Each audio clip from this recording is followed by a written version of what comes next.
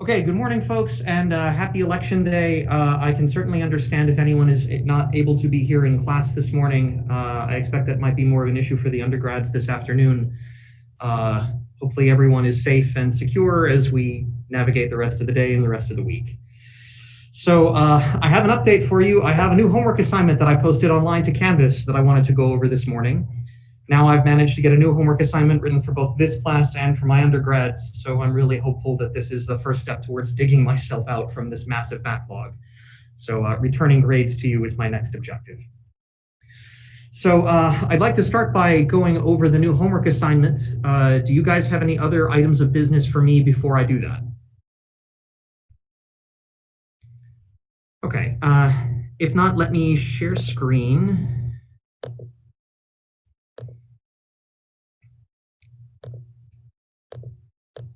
All right, are you guys seeing the homework assignment? Yes. Okay. So I have nominally set the due date for next Friday. That seemed like a reasonable time frame, but again, if you need more time, please let me know. I have set the options in Canvas so that it should not disappear on Friday. So if you need to submit it late, it will not lock you out from doing so. But please keep me in the loop as far as how the problems are going and if I've not given you enough time. So this is a 4-problem assignment covering some of the material that we've discussed now on both classical and quantum physics. So the first problem is a really straightforward one. Let me give you a few references from the text. All of these problems are slight modifications of a problem directly out of Shankar. So let's see. So this first one, let me recommend that you take a look at page 85. Exercise 2.7.2, which is on page 92. So Shankar has a nice discussion of the two-body problem that explains much of this in the text, and I'd like you to go through that exercise on your own. So this is one of the simple problems. I'm sure you've done things that are much more complex than this in your classical mechanics courses. So the two-body problem is essentially just giving you two masses and a potential that depends only on the displacement between them, R1 minus R2. So just for the sake of practice, I ask you to write down the Lagrangian and the Euler-Lagrange equations in terms of the regular variables R1 and R2. Based on everything that we've discussed about symmetry, it should be quickly clear that this Lagrangian is invariant under spatial translations. And that should imply that there should be some kind of corresponding conserved quantity. So I'd like you to just mention in words what you expect that conserved quantity will be. You'll actually just compute what that conserved quantity is precisely a little bit later. It's helpful then to change to simpler variables, which are the center of mass and the relative displacement vector defined here. So I ask you to rewrite the Lagrangian in terms of these variables and then re-express the Euler-Lagrange equations in terms of capital R and little r. So write down the Euler-Lagrange equations as well as the canonical momenta conjugate to these variables. When you do that, it should be very clear that that center of mass coordinate is cyclic, and therefore the Euler-Lagrange equations will immediately tell you what the conserved quantity is. So then you should be able to see exactly what the conserved quantity was that you expected from part B. And then the last step is really basically trivial. You don't have to do much thinking for this, but I would like you to at least write down what the Hamiltonian would look like under canonical quantization. So I don't expect this first problem to give anybody any difficulties. The second problem is a little bit more algebraically involved, but it's not particularly complicated. Here is the Lagrangian for a particle in 2 dimensions in an external potential. And the discussion is around Cartesian versus polar coordinates. So this is the familiar transformation between Cartesian and polar coordinates. So the first thing that I ask you to do is find the canonical momenta by directly differentiating the Lagrangian and show that they are the radial momentum and the angular momentum. The rest of the problem is all around canonical Poisson brackets. So the first thing that I ask you to do is to compute the Poisson brackets for the polar coordinate variables r, theta, and their canonical momenta, pr, and lz. If what I told you in class is true, then these things, since they are canonical conjugates, should satisfy these canonical Poisson bracket relations. Any two coordinates with each other should give Poisson bracket 0. Any two momenta with each other should give Poisson bracket 0. If you take the wrong combination of a coordinate and a momentum, that should also give you 0. The only thing that should be non-zero is if you take the coordinate and its own corresponding conjugate momentum, and that should give you 1. There are a lot of derivatives to calculate to compute these Poisson brackets, and I've asked you to calculate 6 of them. So I strongly recommend that you get organized before you start just brute force calculating the Poisson brackets. I found it when I wrote the solutions highly advantageous to first pre-compute all of the relevant partial derivatives. You've got 4 things to differentiate, and you've got 4 different variables to differentiate them with respect to. If you just calculate those 16 partial derivatives first, then you can just plug them in and compute the Poisson brackets. Let's see. So this problem, by the way, is an extension of problem 2.7.5 on page 95 of Shankar. And so the last part is almost the same. I ask you to compute the Poisson brackets of the Cartesian variables, but now with the derivatives taken with respect to the polar coordinate variables. We argued and we derived in class that the Poisson brackets are purely algebraic, and it doesn't matter what coordinate system you use to define them, they should always give you the same answer. So to test that, I'm asking you to compute the derivatives of x and y and px and py with respect to the polar variables r, theta, pr, and lz. And again, they should satisfy the canonical commutation relations. Okay. So problem 3 is, again, an extension of problem 2.8.4 of Shankar on page 101. So this one comes from writing down the Hamiltonian of a harmonic oscillator in particular units, where position and momentum are measured in the same units. And then it should be clear when you write down a Hamiltonian that looks like this, that it's invariant under a kind of rotation symmetry. It's a funny rotation symmetry in phase space, where you're rotating position into momentum and vice versa. So I ask you to show that the Hamiltonian is indeed invariant under a simple rotation of this type. That should be easy to see. I ask you also to show that these new variables are canonically conjugate. The way that I would probably do that is by computing their Poisson bracket. Those are all very straightforward exercises. The thing that's maybe more interesting is to consider the infinitesimal transformation. If you take theta to be a small parameter epsilon, then what you should find is that the canonical transformation can be expressed in terms of a Poisson bracket. And the thing that it's the Poisson bracket with is the generator of the transformation. So I would like you to use this to identify what is the generator of the transformation. And then once you've found what the generator of the transformation is, and you've understood the role of symmetry in this particular dimensionless form of the Hamiltonian, I ask you to go back to the regular Hamiltonian with all of the factors of the mass and the spring constant, and tell me how much of this picture still works and what, if anything, changes when you put k and m back in. Okay, and the last problem here is taken almost completely verbatim out of Shankar. This is an excellent problem. This is 4.2.1 from page 129. So given 3 different matrices, 3 different observables, these correspond to the spin projections of a spin 1 particle, and so they are 3 by 3 matrices. You have Sx, Sy, Sz. And lots of questions about how to think about what kind of measurements are possible in a quantum system. So this lends itself nicely to a Stern-Gerlach kind of analysis. So the first question is, what are the allowed values of Sz? That should be immediately obvious from looking at Sz. Note that in this basis, Sz is already diagonal. So that means this matrix representation is already the eigenbasis of Sz. So you shouldn't have to calculate anything for part A. You should be able to just look at the matrix and write down the answer. So the next thing is calculating various expectation values. We'll talk about expectation values and uncertainty today. So calculate the expectation value of Sx. In the particular state, I called it psi, which possesses Sz equals plus h bar. and calculate the following three matrix elements in that state. So this one is pretty straightforward. This is not much calculation. Probably the most calculation that you have to do is here in part C, where you are finding the normalized eigenstates and eigenvalues of the matrix Sx. This is no different than the kind of matrix diagonalization exercise that you did on the last homework assignment. So once you've done this, now you're in a position to answer part D. So now consider a state, I called it chi, with Sz equals minus h bar.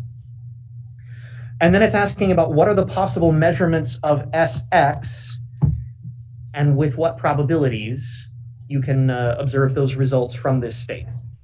And the hint is, once you have found the eigenbasis of Sx from part C, all you really have to do is decompose, oops, that's a typo, this should be the state chi, in terms of that eigenbasis. And again, we'll talk more about that today. And part E is also pretty simple, but very illuminating, I think.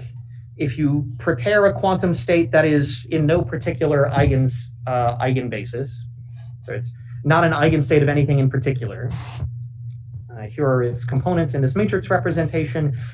The question is, if you measure Sz squared and find the particular answer positive h bar squared, then what is the quantum state psi prime afterwards?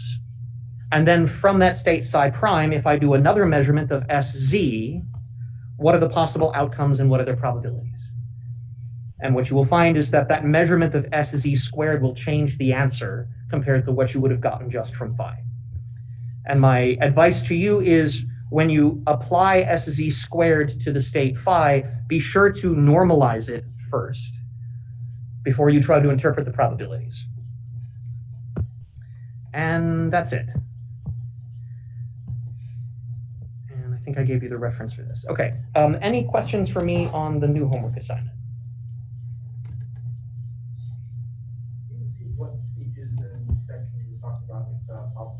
Yeah, let me recap the problems real fast. So the sources for problem 1 are page 85 and page 92. This is based on exercise 2.7.2. For problem 2, this is based on problem 2.7.5 from page 95. For problem 3, this is based on problem 2.8.4 on page 101. And for problem 4, this is based on 4.2.1 from page 129. Okay. Any other questions on the homework assignment? Okay, great. So if not,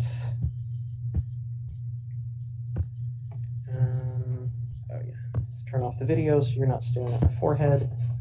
Okay, if not, then let's dive on in for the new material for today.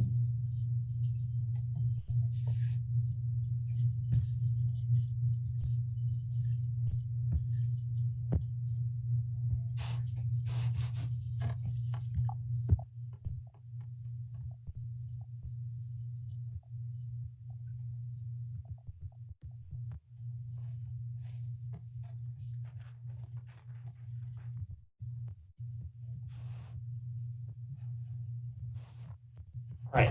So last time we covered a lot of ground and we derived a lot of important results.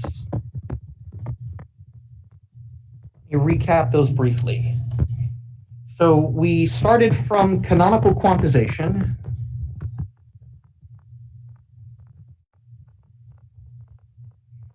Which was mostly the formula of taking a Poisson bracket of any two quantities A and B and replacing it in quantum mechanics with 1 over IH bar commutator of the operators A and B. The especially interesting part about this was when we canonically quantized the equation of motion.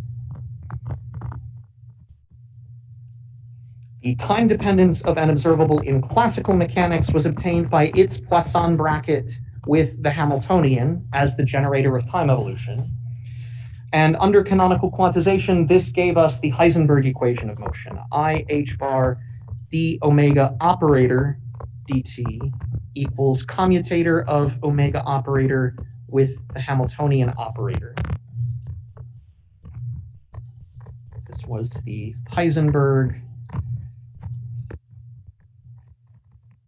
equation of motion.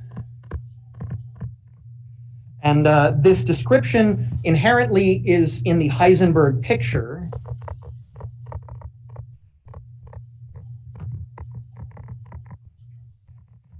In which operators like omega are functions of time. We were able to immediately solve this equation of motion using this nested commutator expression, which wasn't very useful when we had Poisson brackets, but when it became commutators, we were able to express it much more simply. So the solution to the Heisenberg equation of motion is that the operator omega as a function of time is given by e to the plus I over h bar Hamiltonian times time omega naught, the operator at t equals 0, times e to the minus I over h bar Hamiltonian times time.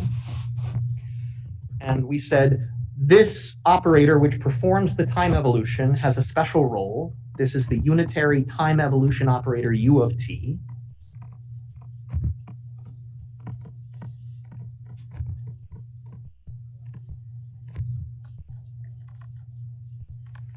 And if that's u of t, then the thing sitting on the other side is u dagger of t.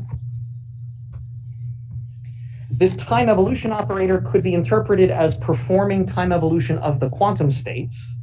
And this defines what we mean by the Schrödinger picture, where now we allow the operators to remain time independent and we put all the time dependence into the states, such that the state vector psi of t is obtained by the time evolution operator u of t acting on the initial state psi naught, e to the minus I over h bar Hamiltonian times time, psi naught. And we showed that this equation for the state vector is equivalent to the time-dependent Schrödinger equation.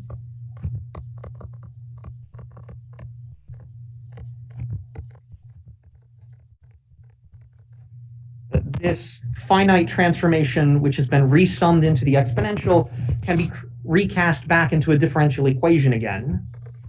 So this is I h bar d dt on the ket psi of t equals Hamiltonian acting on psi of t. And we made contact with the differential equation form of the Schrödinger equation.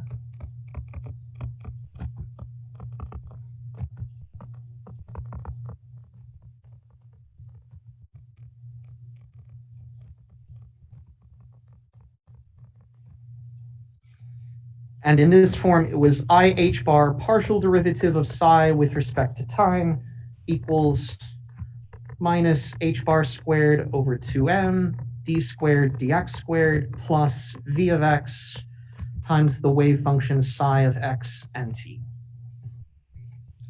And the key is that this is a perfectly good representation of the Schrödinger equation, but this is just one. This is the particular projection onto a position basis.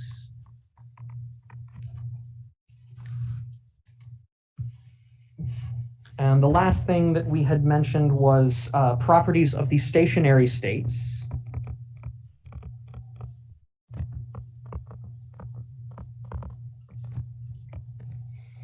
So if we have the time-independent Schrödinger equation, which is simply the eigenvalue condition applied to the Hamiltonian, h psi equals e psi, this wave function can be trivially solved since it is an eigenstate of the Hamiltonian. Essentially, anytime you see h, it just gets replaced by the energy. And we know what the time dependence is. It's given by the time evolution operator. And so this meant that the solution is psi of t equals e to the minus I over h bar energy times time times psi of t naught. Or equivalently for a wave function in the position representation, this is psi of x and t equals e to the minus I over h bar energy times time, psi of x and t equals 0. Oops.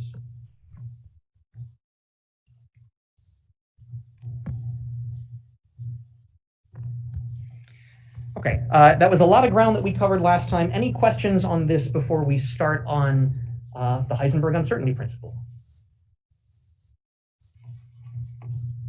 Okay, great. So one of the things that we have to reckon with in quantum mechanics is that quantum mechanics is not deterministic and that predictions are fundamentally probabilistic.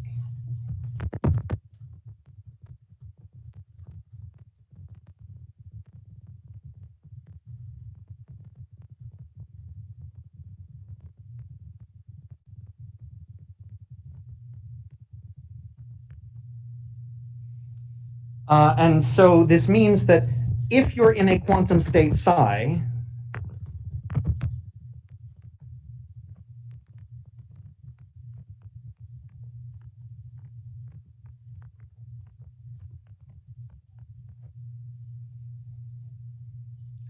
then if psi is not necessarily an eigenstate of an observable omega, then that means psi doesn't have well-defined properties under that observable yet.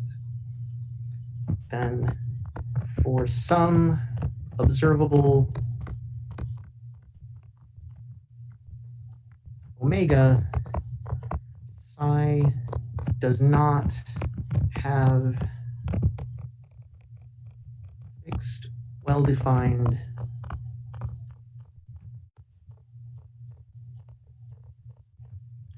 properties of that observable. This is sort of an inevitable consequence of non-commuting measurements. The only states that do have well-defined properties under the measurement omega are its eigenstates.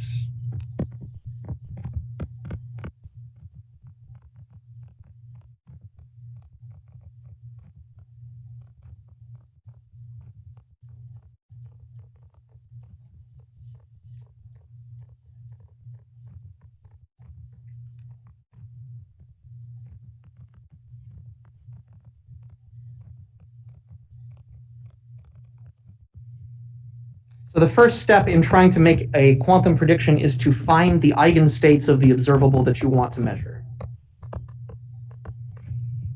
So an equation like this sounds like absolute nonsense to read out loud. Omega, omega equals omega, omega, but these are very different things. Of course, this is the operator. This is the eigenvalue, i.e. the measurement. And these are the quantum states that have those well-defined properties. So if psi does not have well-defined properties under omega, the only way to predict what a measurement of omega will yield is to ask what is the overlap of that state psi with those eigenstates that do have well-defined properties.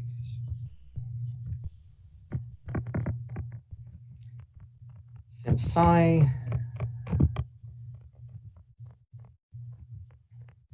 does not have definite properties under omega, we must determine its overlap with the eigenstates omega that do. So what I mean by this is I need to take my state psi and decompose it in the eigenbasis of omega. So I sum over all possible eigenstates and eigenvalues omega, and I insert completeness. Omega I, psi.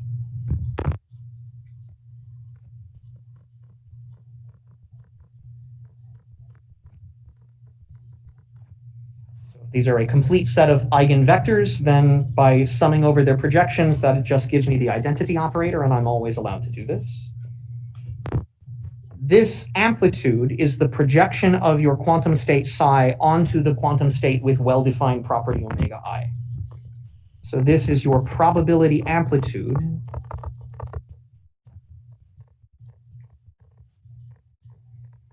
i.e. the projection onto definite state omega I.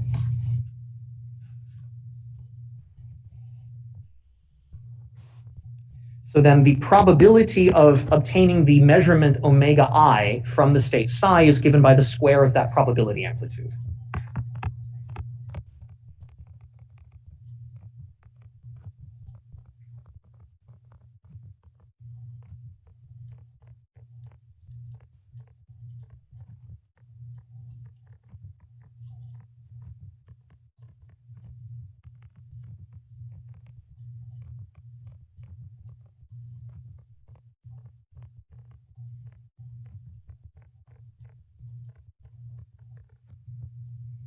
So the probability P of the specific answer omega I is just obtained by taking that probability amplitude, the projection of the state you have onto the state you want, and squaring it.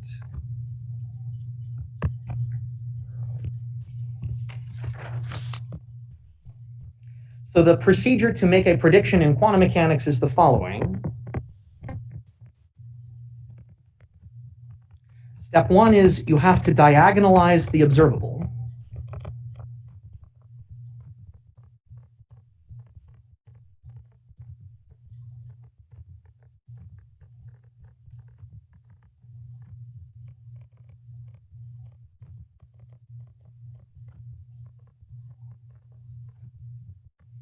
Once you know what the quantum states are that do have definite observables under omega, now you need to find the decomposition of the state you have in terms of that basis.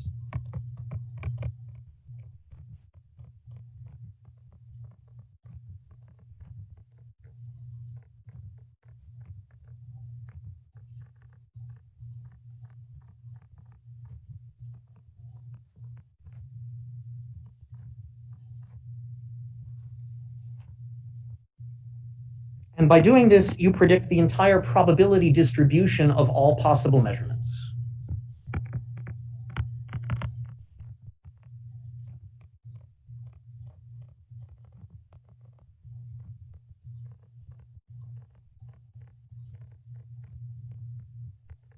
P of omega I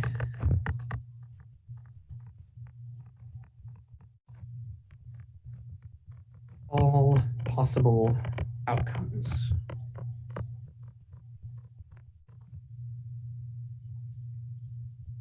So just to give a concrete example,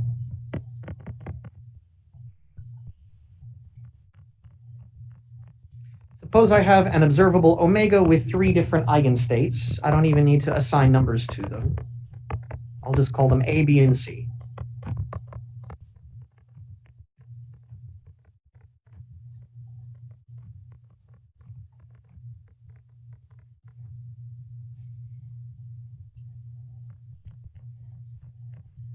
So if I'm given a particular quantum state psi, and I've already done the exercise of finding what the eigenvectors and eigenvalues of my observable are, and I've decomposed psi into that eigenbasis. So for instance, I might have 1 over square root of 6 A plus 1 over square root of 6 B plus square root 2 over 3 C. Then these amplitudes, when squared, will predict what the probability is of measuring each of those possible outcomes, A, B, and C, from the quantum state psi. So the probability of getting answer A is the projection of state psi onto the eigenstate A squared. So this is 1 over square root of 6 squared. Similarly, P of B is 1 over square root of 6 squared. And P of C is root 2/3 squared, which is 2/3. So just a simple construction. Keep in mind that these probabilities themselves do not uniquely specify the state. So I had this particular state psi has these probabilities 1/6, 1/6, 2/3, but a different quantum state can also have the same probabilities.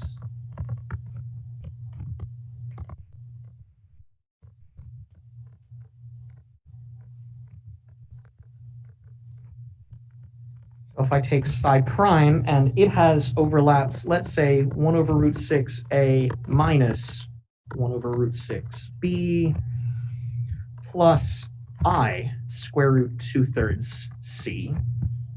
This also has exactly the same probability distribution.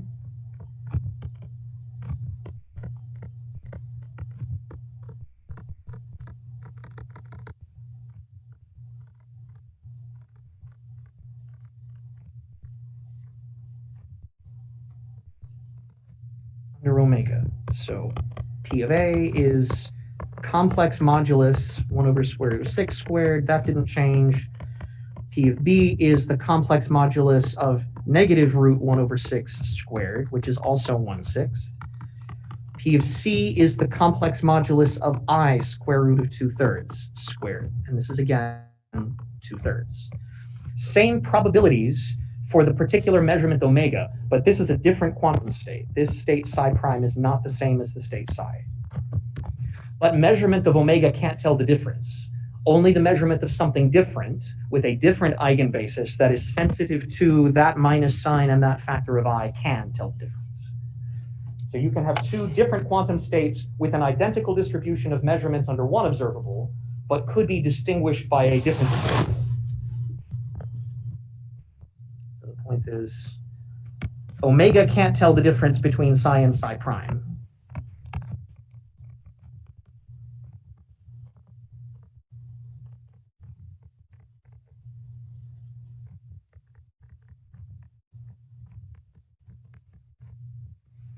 But maybe another observable can.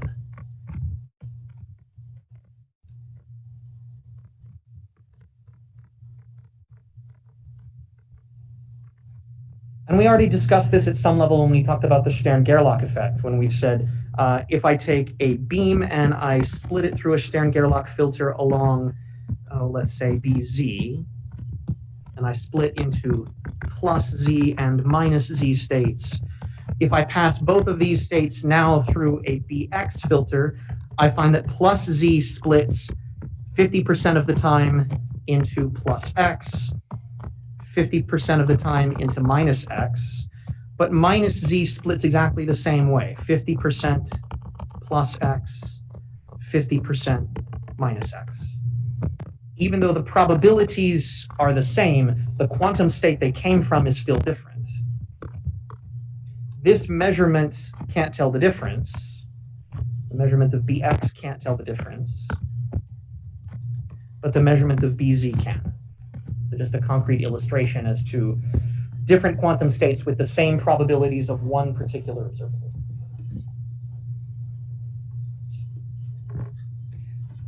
So the most powerful, most general thing that you can predict is the entire probability distribution. This would be something like predicting P of omega versus omega, the entire probability distribution. Let's say it's some continuous function that looks like this. Could be continuous, could be discrete, depends on what kind of measurement you're performing. So computing the probability distribution requires diagonalizing the observable.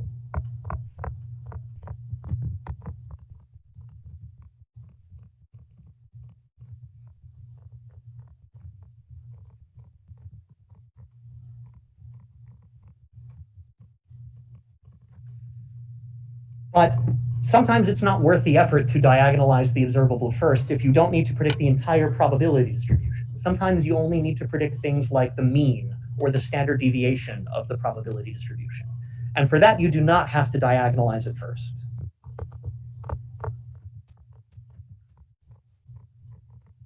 But to predict average quantities,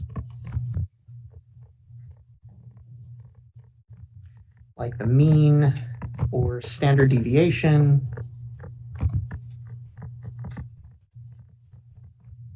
you do not.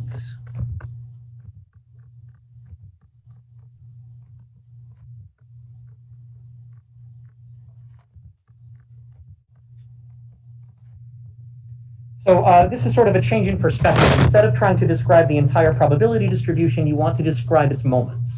So something like, what is the mean value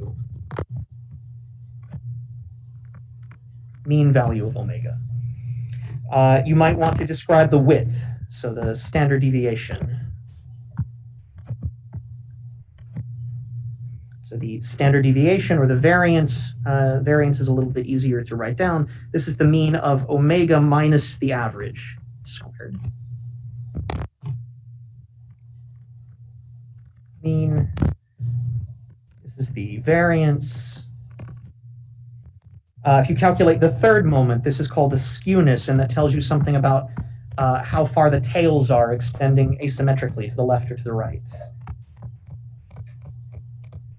So something like the average of omega minus the mean cubed.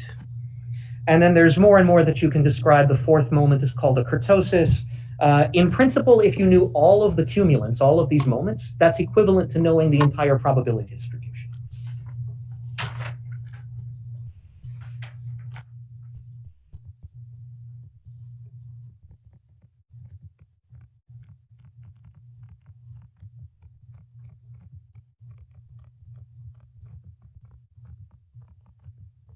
So these quantities are sometimes called moments or cumulants.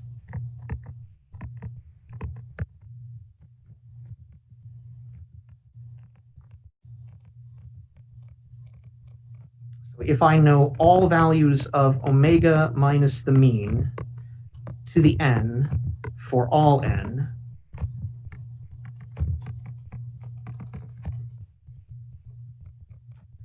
you can define cumulants with or without subtracting the mean. It's also good enough to say I know the expectation value of omega to the n. If I know all of them, this is equivalent to specifying the entire distribution.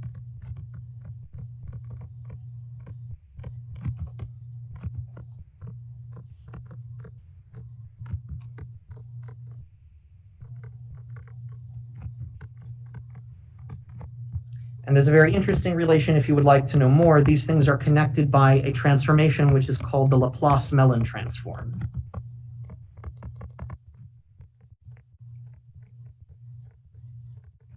Which takes P of omega back and forth, just like a Fourier transform, into the set of all moments omega to the n. So this is an exact correspondence. So an alternative description of the probability distribution is through its moments. If you don't need to know everything about the probability distribution, usually it is sufficient to specify the first few moments.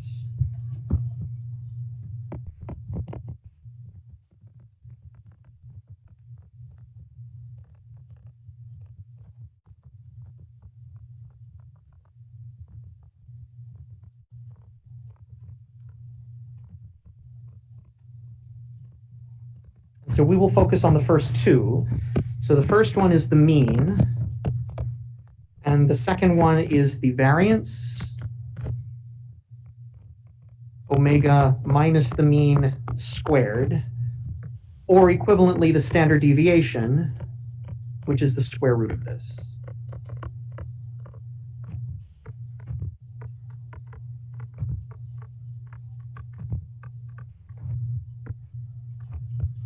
And in quantum mechanics, we will use the words expectation value and uncertainty associated with these quantities.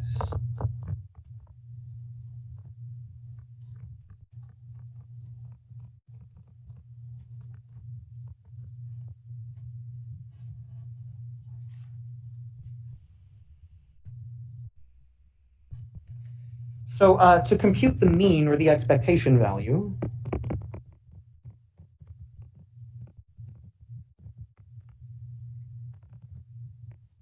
of the probability distribution, so this is average value of omega. The definition of the average is it's the sum over all possible outcomes, the number you get for that outcome, times the probability that that thing happens, P of omega. If I express P of omega in terms of the overlap of the state that I have psi in terms of the states with well-defined properties omega, then this is the amplitude squared.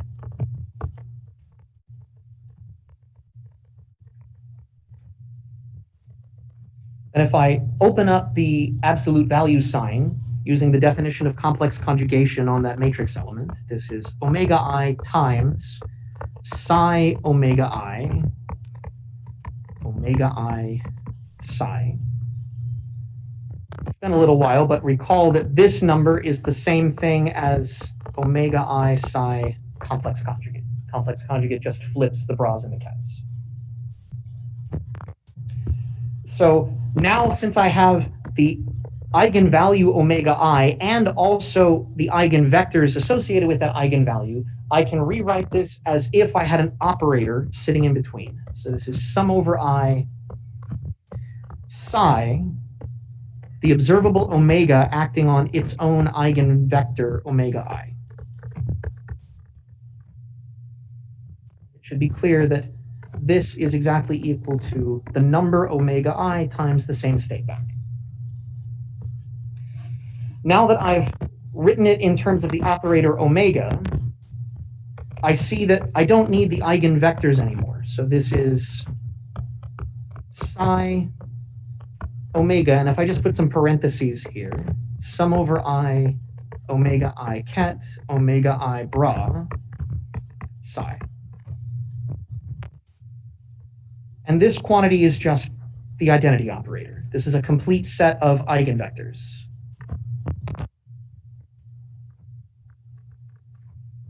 And so if I remove the complete set of eigenvectors, since it's equal to 1, I just get psi omega psi.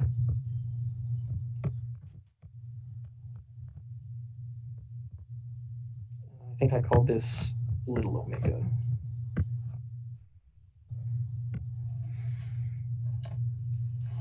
So this is what we mean when we talk about the expectation value.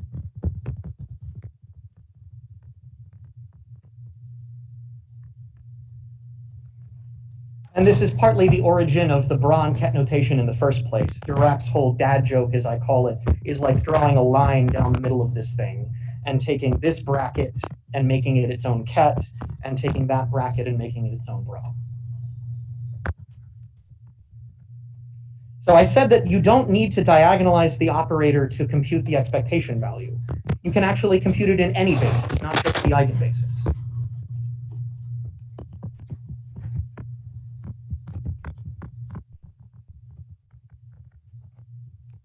So I will assume that this is an orthonormal basis in the usual way. Expectation value is, let me insert a complete set of states twice.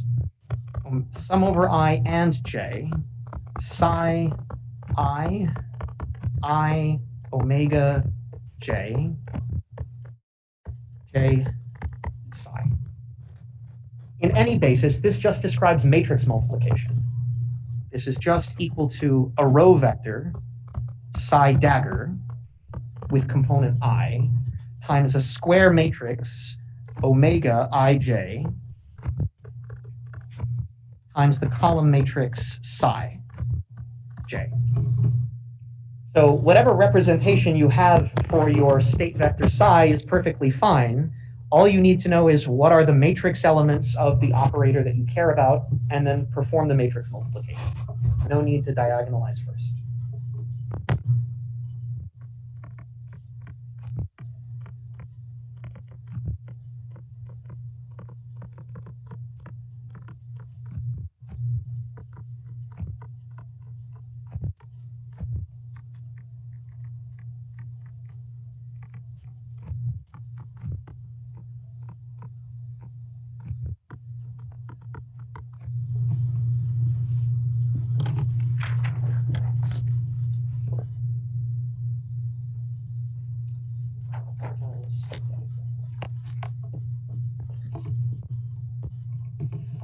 Okay, the next lowest cumulant is the variance, or the standard deviation.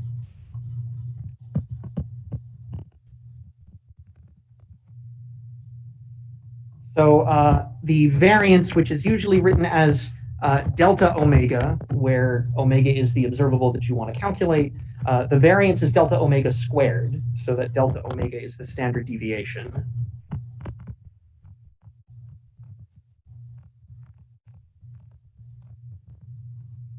So this variance is defined as the expectation value of the observable minus its expectation value. Right, so it's the average deviation from the mean.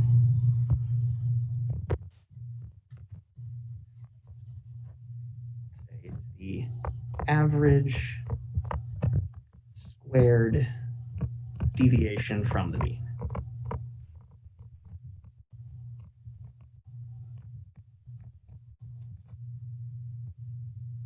So we can compute this in the same way by inserting what we mean by this average. So this is defined as sum over I, omega I minus the mean squared times the probability of the outcome omega I. And in the same way, I write down the probability as the amplitude squared. This is sum over I, omega I minus the mean squared, projection of your state psi onto the state with definite property omega I. I open up the absolute values to make it look like an expectation value. This is psi omega I times the number omega I minus the mean squared omega I psi. I don't have to do anything to the mean. The mean is just a number that just comes along for the ride. I do have to pay attention to the particular number omega I, which is associated with those eigenstates. And in the same way, I can write this as psi times the operator omega minus the mean squared, acting on that eigenstate omega I. Because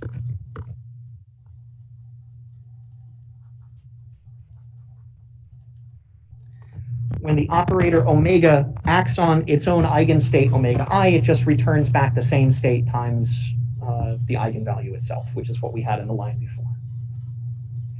So now that I've inserted the operator, again, I can remove the complete set of states. Psi omega operator minus its mean squared times sum over I, omega I psi, and this is just a complete set of states.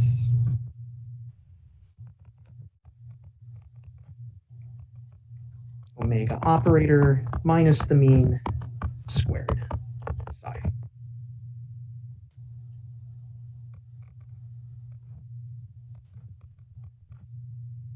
So this is the variance of that measurement in the quantum state psi, and the square root of that is the standard deviation, which in quantum mechanics is usually called the uncertainty.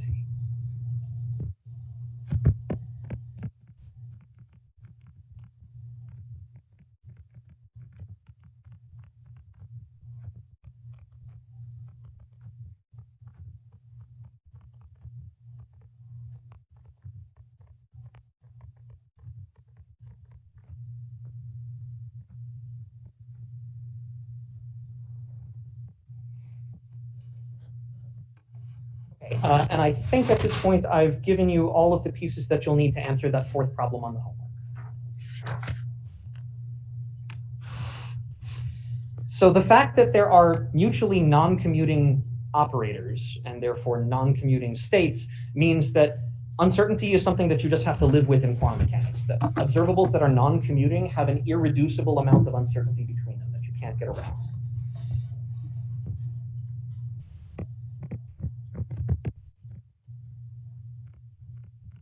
Non-commuting observables, let's say A and B, such that the commutator of A with B is not 0, have an irreducible amount of uncertainty.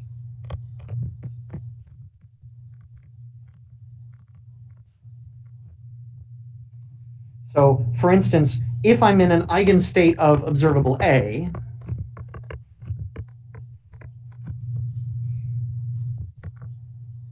then when I try to calculate the uncertainty of measurement B, that width can never be 0. B minus average value of B squared, A, must be greater than 0. So if A is well defined,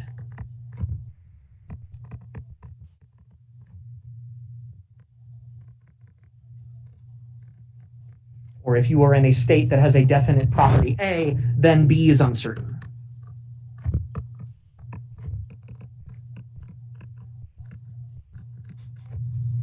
And vice versa.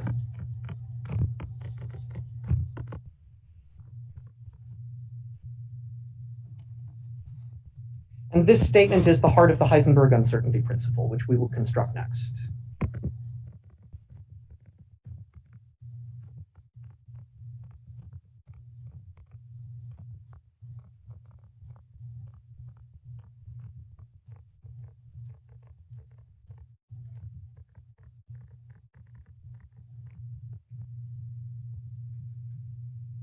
So the Heisenberg uncertainty principle can be written in a few different forms. Let me give you one that's maybe a little bit more powerful than the one that's most familiar or popular. So you usually see something like delta x, delta p greater than equal to h bar over 2. This is true. A more general form is to say that the variance of operator A times the variance of operator B must be greater than or equal to a quantity that's determined by their commutator. So this is the expectation value of I over 2 commutator of A with B squared. And it may not be obvious from looking at it, but this is actually a positive number. It's not even necessarily obvious from looking at it that this is a real number until you remember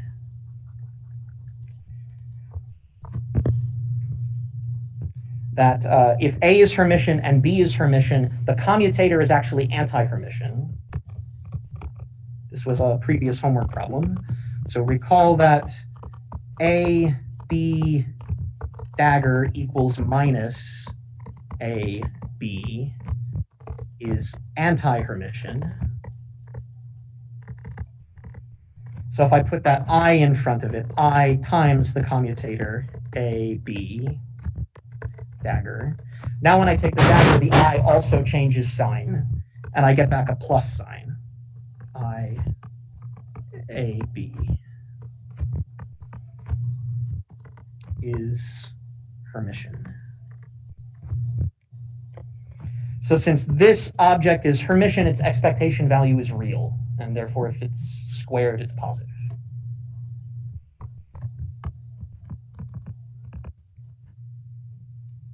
So there's another statement of the Heisenberg uncertainty principle that is somewhat more general than this, and we will try to get to that in the remaining time. Okay.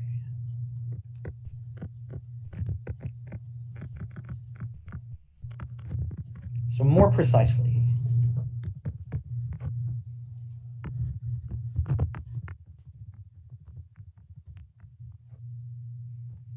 so let's compute the variance of observable A and observable B. Delta A squared, delta B squared in the state psi. This is defined as the expectation value in the state psi of operator A minus its mean squared times the same thing for B. Psi B minus its mean squared. So I think it's helpful to open up the square and write this product side by side.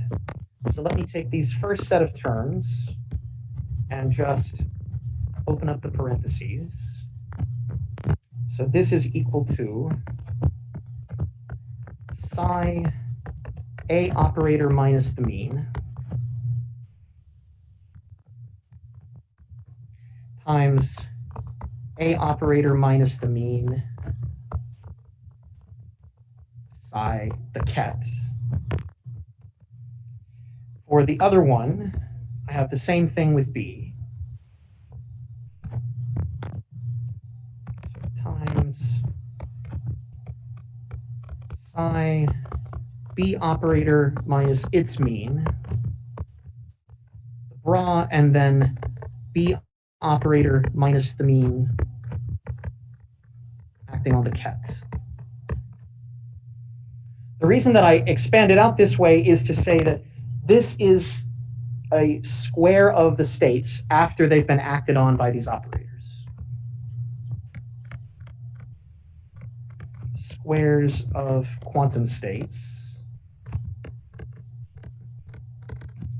So just to give it a shorthand name, if I call psi A, whatever happens when I take A operator minus its mean acting on psi, that is a quantum state.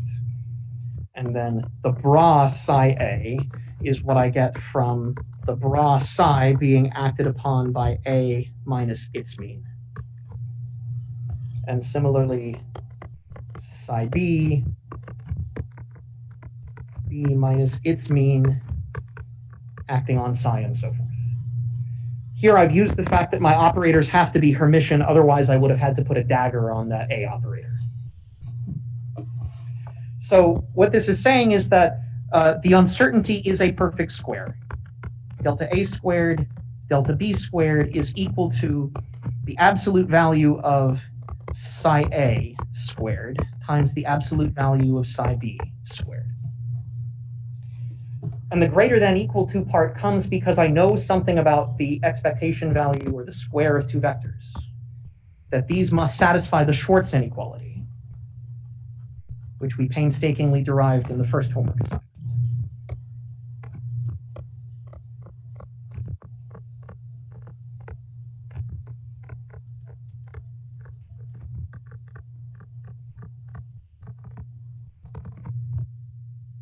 So the Schwarz inequality for these vectors is psi A squared, psi B squared must be greater than or equal to their overlap squared. Psi A, psi B, absolute value squared. And recall the physical content or the geometrical contents of Schwarz inequality, that this came from parallel versus perpendicular projection.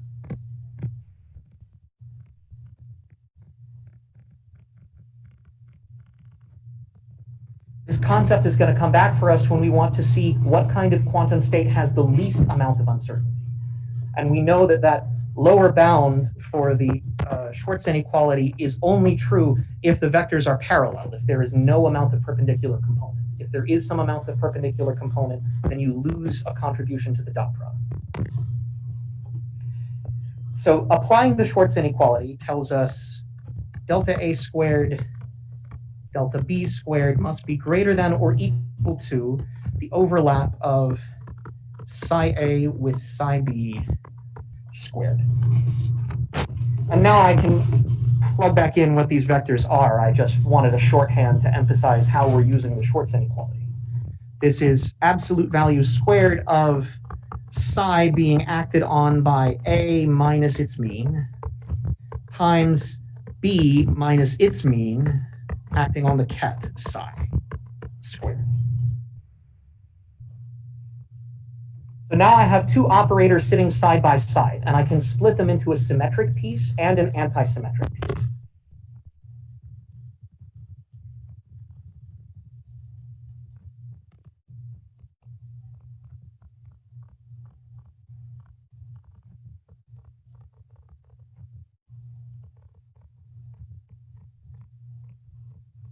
Symmetric plus anti-symmetric. So for instance, you saw in a previous homework, if you have two operators, omega 1, omega 2, that you can always add to this and subtract the same thing. So this is 1/2 omega 1, omega 2 plus the other order,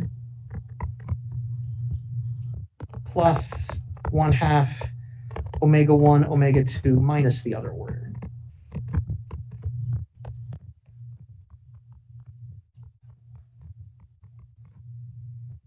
So this obviously reduces back to the same thing because I've added something and I've subtracted it, so I've added 0. But this nicely symmetric plus anti-symmetric form means that I can write this as 1/2 the anti-commutator, omega 1, omega 2. I really apologize for this notation. Plus the commutator of omega 1 and omega 2. This is where the commutator bit's going to come in.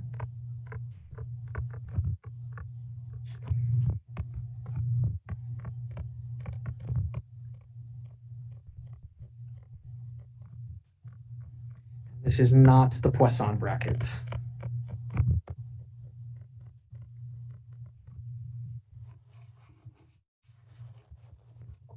So the only approximation that we've used, or the only inequality that we've used, is the Schwartz inequality. This is an exact decomposition.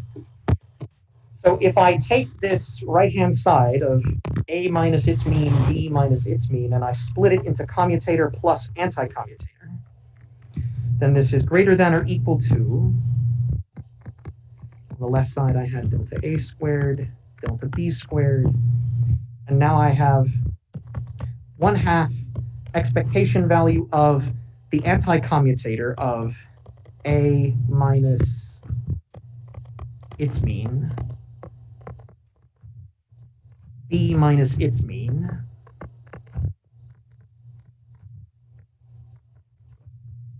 plus 1/2 times the expectation value of the commutator of A minus its mean with B minus its mean, absolute value squared.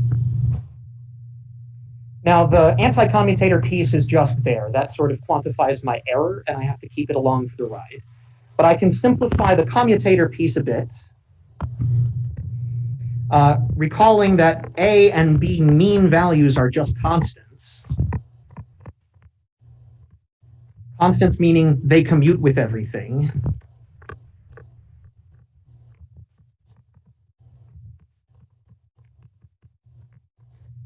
And this commutator, you can just drop the constants. They don't contribute anything. A commutes with a constant, B commutes with a constant. So when you open this thing up, this is just the commutator of A with B. And the means drop out. So I get greater than or equal to 1/2 expectation value of the anti-commutator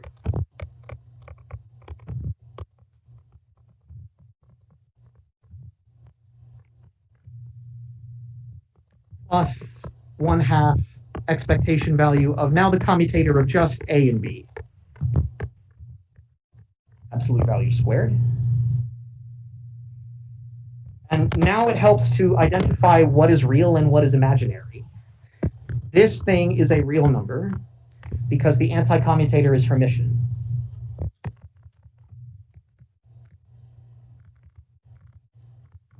As we just showed, the commutator is anti-Hermitian. And that's like being pure imaginary. So it helps if I put in explicitly a factor of minus I here, and a factor of I here. Because now when I do that, the whole thing now is Hermitian. And that means it's going to give you a real number when you take the expectation value. So the point of all of this is the thing inside the absolute value sign is A plus I times B, absolute value squared, for A, a real number, and B, a real number. And if I know this guy, this first term is purely real, the second term is purely imaginary, then this is just A squared plus B squared when I open up the parentheses. Right? If you want, you can multiply this out, and this would be A plus IB times A minus IB, and the difference of squares cancels in between.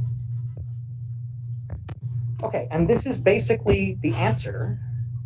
So we get delta A squared, delta B squared, if I split this thing apart, is greater than or equal to 1/4 times the square of the anti-commutator piece, A minus its mean, B minus its mean,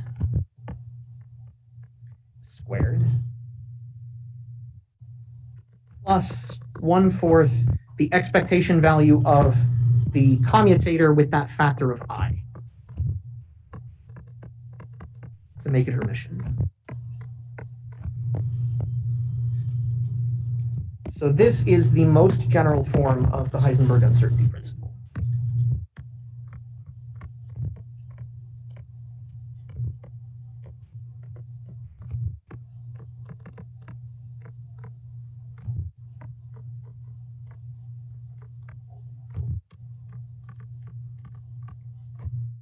And we can see that this reduces back to the somewhat simpler form that I gave you a few minutes ago.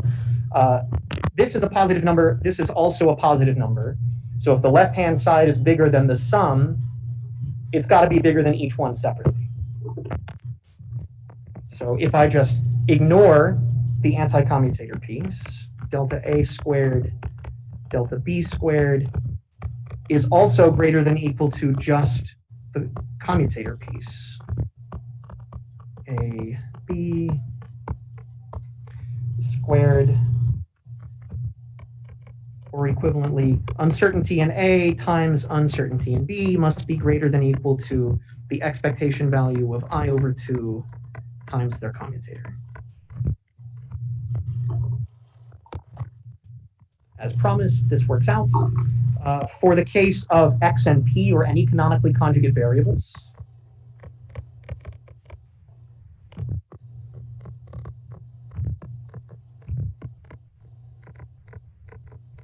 I guess I should put an absolute value around this because it could be positive or negative.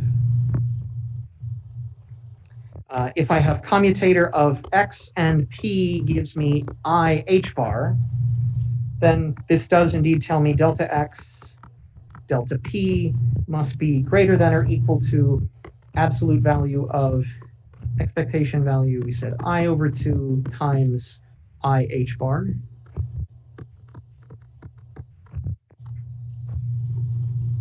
That's just a constant, so the expectation value doesn't do anything, and this is just H bar over 2.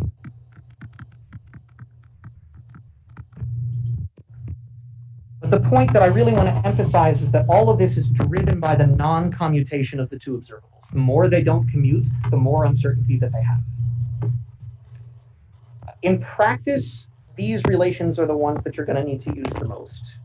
You know, the familiar ballpark estimate of delta X, delta P bigger than H bar over 2, or for some other observables, you can use their commutator directly.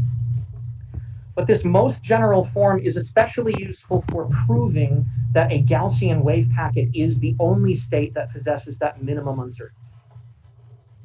I don't think I'm going to have enough time to get there in the last 5 minutes, but maybe I'll start. Are there any questions on the Heisenberg uncertainty principles thus far? You said we dropped the anti-commutator, and that was just, was there a particular reason, or was that just to get to the known result that we know? It's just to get to the known result, so it does follow, right? So all I'm saying is here, if I have X greater than A plus B, where A is a positive number and B is a positive number, then A plus B is also bigger than B. And so this implies X is bigger than B. That's essentially the logical steps that I took in saying, if delta A squared, delta B squared is bigger than the commutator and the anti-commutator together, it's also bigger than just the anti-commutator piece. Oh, okay. So this is true, but this is not the most constraining statement. The most limiting constraining statement is this one. And so that's why that's the piece that I've got to go back to find where the minimum uncertainty can be. Okay, any other questions before I set up the last derivation? Okay. So I guess the important statement is that this most general form has only used the Schwarz inequality.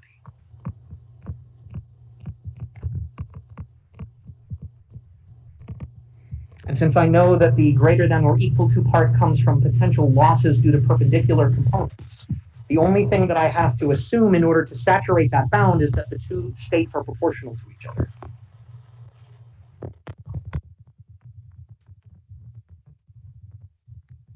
What is the state psi with minimum uncertainty?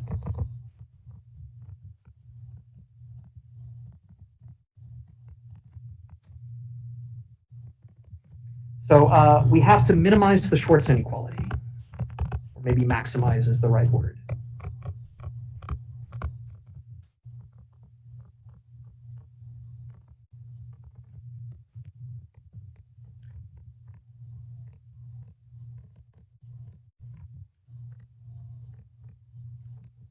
So there can be no perpendicular component. The Schwarz inequality was applied to psi a squared psi b squared greater than or equal to absolute value of the overlap, or the dot product, so to speak, of psi a and psi b. So for them to be equal, they must be parallel.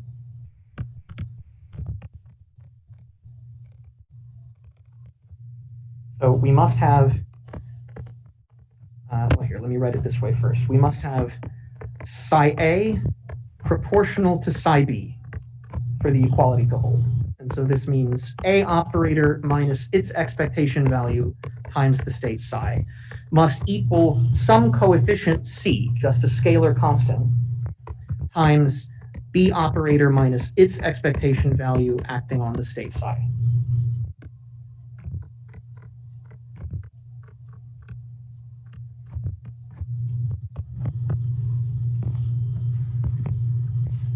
So that was all that I needed. Oops. That was all that I needed to saturate the inequality here in the most general form. The other piece, if I want to get only a contribution from the commutator, is I need to assume that the contribution from the anti-commutator is 0.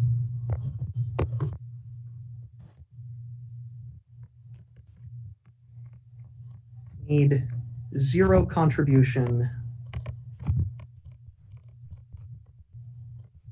from the anti-commutator.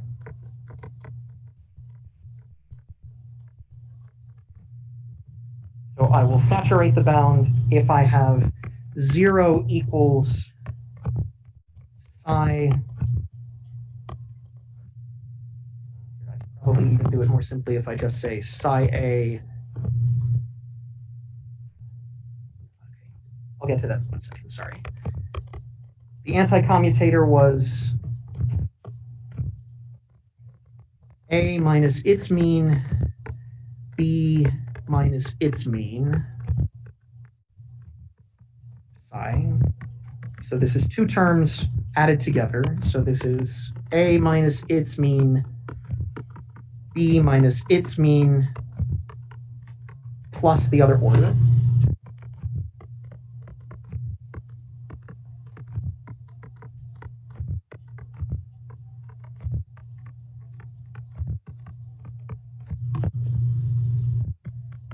And so I can just write this as psi A, psi B, plus psi B, psi A. Since I assume that these guys are proportional in order to satisfy the Schwarz inequality, to minimize the Schwarz inequality, I have psi A equals C times psi B. And that means psi A bra is C conjugate times psi B. This 0 is equal to C plus C star psi B squared. And since this number has to be positive, this number must be 0. So I must have C star equals minus C, and this number must be pure imaginary, i.e. C is the imaginary number I times a real number alpha. I'm over time now, so let's go ahead and stop. These are the 2 basic ingredients. I need this deviation in A proportional to that deviation in B, and I know that the coefficient between them must be imaginary. The last step that we will use is to plug this into a position representation. Plug in to a wave function, and we'll deal specifically with the case of X and P. And then we will solve the differential equation. And that solution will show us that psi of X and T is Gaussian. It is proportional to e to the minus x minus its mean squared divided by some number that describes it. So it is by understanding the ingredients that lead to the Heisenberg uncertainty principle that we can prove that the Gaussian is the state that minimizes the uncertainty. And we will wrap this stuff up next time. Okay, thank you for your patience, especially on a chaotic day like Election Day. Any other questions or concerns for me before we wrap up?